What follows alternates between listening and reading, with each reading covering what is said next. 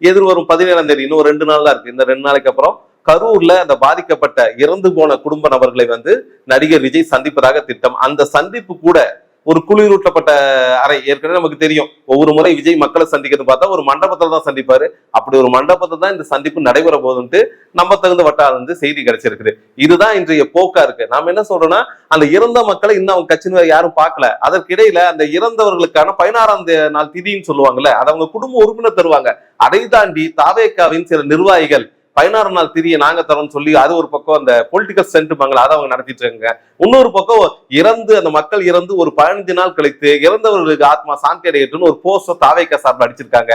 அது மட்டும் இல்லாம கடந்த 27ஆம் தேதி அந்த படுகொலைகள் நடந்த பின்பு அந்த இரவே பூட்டப்பட்ட தாவேகாவின் தலைமை அலுவலகத்தின் கதவுகள் அதற்கு பிறகு திறக்கவே படவில்லை.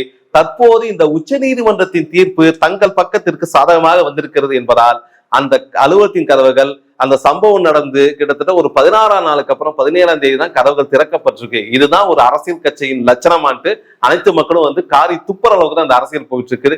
அதையும் தாண்டி இப்படி இவ்வளவு மக்கள் இறந்த பின்பும்